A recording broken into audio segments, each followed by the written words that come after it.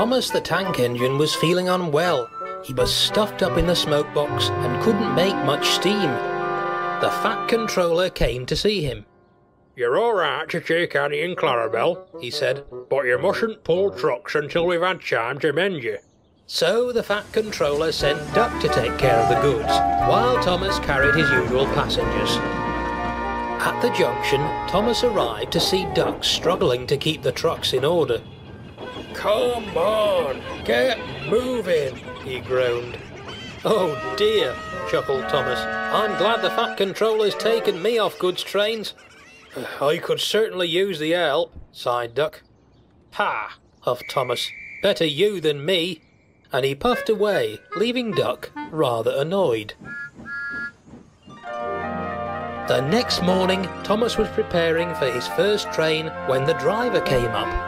"Change of plan, Thomas," he said. "Duck will be taking your passengers while you'll be looking after the goods." But I can't pull trucks," Thomas stammered. "The Fat Controller said so." "Lucky that your branch line is so small then," laughed his driver. Thomas then saw Duck puffing into the station. "Thank you for taking the trucks today, Thomas," he said. "Better you than me, after all." And he puffed away. Thomas arrived at the yards and shunted his first train into place. "I want no nonsense from you," he ordered. "How dare he?" whispered the trucks. "We'll give him nonsense." Then the guard's whistle blew and Thomas puffed away. As the train rolled through the countryside, Thomas's driver became concerned. "Don't strain yourself, Thomas," he said. But Thomas wasn't thinking about the train. He was thinking about what he would say to Duck when they next met. Suddenly, the trucks began their tricks. "Hold back! Hold back!" Thomas's wheels began to slip. "Stop it!" he ordered. "Come on!" "Steady, Thomas," called his driver. But it was no good. Thomas strained and strained, pulling as hard as he could, until... "Ouch!" he yelled, as he came to a sudden halt. His safety valve had burst, and steam was everywhere. "Oh dear," the driver coughed. "Now we'll have to call for help." Toby took the passengers, while Duck arrived to help Thomas. The train was soon moving again, and arrived at the station only a few minutes late.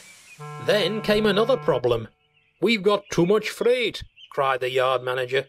"There aren't enough trucks for the delivery." Then Duck had a cheeky idea.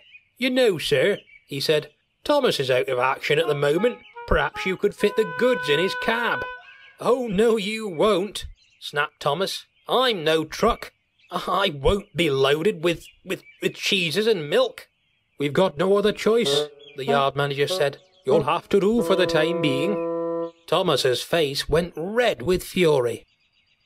So, for the rest of the journey, Duck pulled the train along, delivering goods to the stations and towns, all while Thomas was still fuming at the end. When they arrived back at the big station, Duck shunted Thomas into a siding. The Fat Controller was waiting.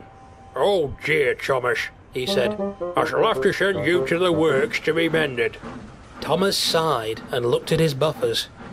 "Duck, you'll have to stay here until Thomas is repaired. You won't mind, will you?" "Of course not, sir," he said. "Better me than Thomas. After all, someone has to take care of the goods trains round here." The Fat Controller smiled and walked off, as Duck puffed away, leaving Thomas to ponder in embarrassment.